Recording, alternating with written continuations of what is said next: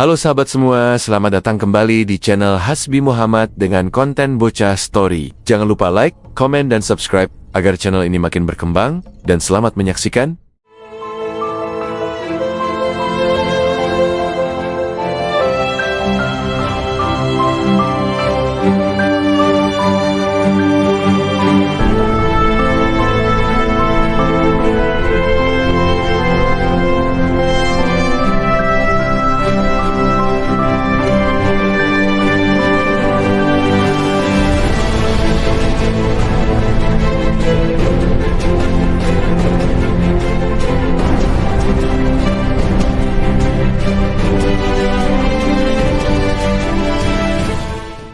Hari ini kita akan melakukan perjalanan waktu, kembali ke ribuan tahun yang lalu, ke sebuah masa di mana Nusantara kita masih sangat berbeda dari yang kita kenal sekarang. Kita akan menyelami kehidupan nenek moyang kita di era prasejarah, tepatnya pada masa berburu dan meramu tingkat awal. Siap untuk petualangan ini?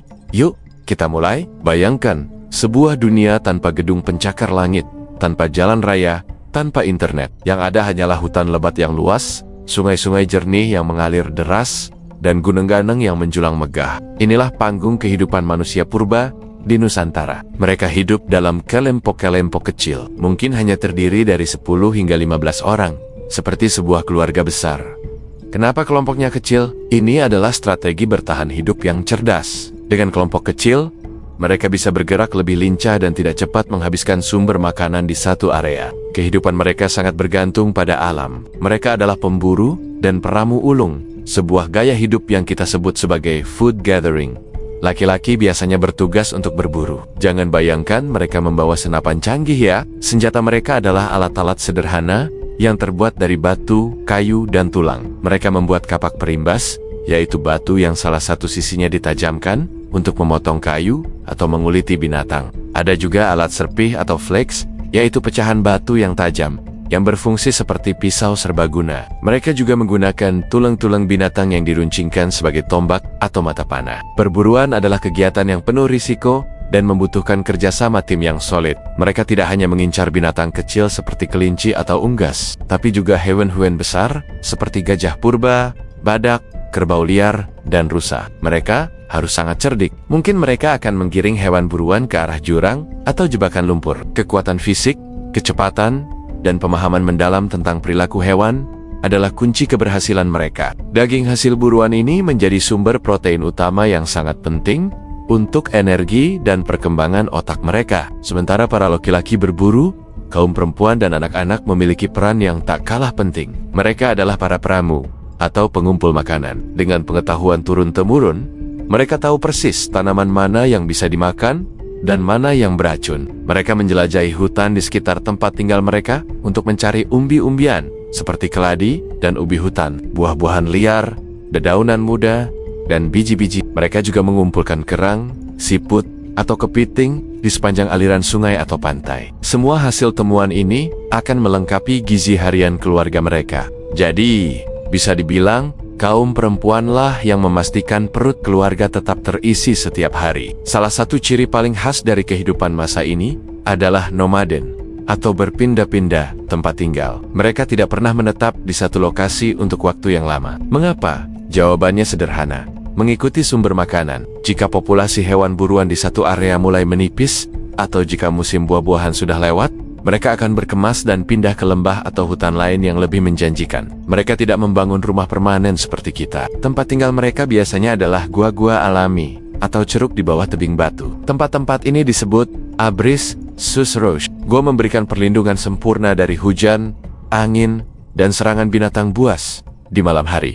Selain itu, mereka juga terkadang mendirikan tenda-tenda sederhana dari dahan kayu dan dedaunan besar di dekat sumber air seperti sungai atau danau. Bukti-bukti kehidupan mereka ini bisa kita temukan di seluruh Nusantara. Para arkeolog menemukan banyak sekali fosil alat-alat batu dan tulang di berbagai situs purbakala. Salah satu temuan yang sangat menarik adalah Jokenmodinger, yang secara harfiah berarti sampah dapur. Ini adalah tumpukan kulit kerang dan siput yang menggunung, seringkali tingginya bisa mencapai beberapa meter. Tumpukan ini adalah bukti bahwa nenek moyang kita pernah tinggal di area tersebut dalam waktu yang cukup lama dan sangat gemar mengonsumsi hasil laut. Di dalam tumpukan ini, Sering juga ditemukan sisa alat batu dan tulang yang mereka gunakan. Sekarang, mari kita bicara tentang manusia pendukung kebudayaan ini.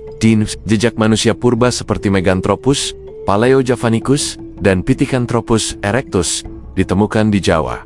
Mereka adalah para perintis yang hidup di masa berburu dan meramu tingkat awal ini. Mereka memiliki fisik yang kuat dan volume otak yang masih terbatas dibandingkan manusia modern. Kemampuan berpikir mereka mungkin belum sekompleks kita. Mereka belum mengenal tulisan, tapi bukan berarti mereka tidak berkomunikasi. Mereka mungkin menggunakan bahasa isyarat dan dengusan-dengusan sederhana untuk berkoordinasi saat berburu atau untuk memberi peringatan adanya bahaya. Apakah mereka sudah memiliki kepercayaan? Ini adalah pertanyaan yang menarik. Para ahli percaya bahwa mereka sudah mulai mengembangkan bentuk kepercayaan awal. Mereka hidup sangat dekat dengan alam, sehingga mereka pasti merasakan kekuatan alam yang luar biasa, seperti petir, gempa bumi, atau letusan gunung berapi. Mereka mungkin mulai memuja roh alam, atau roh nenek moyang mereka. Beberapa lukisan gua yang ditemukan, meskipun lebih sering dikaitkan dengan periode selanjutnya, bisa jadi merupakan cikal bakal dari ritual-ritual keagamaan. Mungkin ada gambar cap tangan sebagai tanda kehadiran, atau gambar binatang sebagai harapan agar perburuan berhasil. Kehidupan setelah kematian pun mungkin sudah ada dalam benak mereka. Terbukti dari beberapa temuan penguburan sederhana yang menunjukkan adanya perlakuan khusus terhadap jenazah. Jadi, kehidupan di masa berburu dan meramu adalah tentang bertahan hidup. Ini adalah perjuangan harian melawan alam yang keras, tapi juga sebuah kehidupan yang harmonis dengan alam. Mereka mengambil apa yang mereka butuhkan secukupnya dan terus bergerak untuk menjaga keseimbangan ekosistem. Mereka adalah contoh nyata dari adaptasi dan ketahanan manusia yang luar biasa. Tanpa fondasi yang mereka bangun, tanpa kemampuan mereka untuk bertahan dan berevolusi, mungkin kita tidak akan ada di sini hari ini. Mereka adalah nenek moyang kita, bagian dari akar sejarah panjang bangsa ini. Mempelajari mereka bukan hanya tentang melihat artefak batu atau tumpukan kulit kerang. Ini adalah tentang memahami esensi dari menjadi manusia, kemampuan kita untuk berinovasi, bekerja sama, dan beradaptasi dalam kondisi apapun. Kisah mereka adalah pengingat bahwa kita adalah bagian dari sebuah perjalanan evolusi yang panjang dan menakjubkan. Itu dia sekilas perjalanan kita ke masa berburu dan meramu di Nusantara. Menarik sekali bukan? Kita baru menyentuh permukaannya saja loh. Di episode selanjutnya, kita akan membahas bagaimana kehidupan mereka mulai berubah saat mereka memasuki masa berburu dan meramu tingkat lanjut, hingga akhirnya mengenal cara bercocok tanam. Jadi, pastikan kalian tetap bersama kami. Terima kasih sudah menonton video ini sampai akhir. Jika kalian suka dengan konten seperti ini, jangan lupa untuk like, komen, dan subscribe ya. Bagikan juga ke teman-teman kalian, agar kita bisa belajar sejarah bersama-sama. Sampai jumpa di video berikutnya.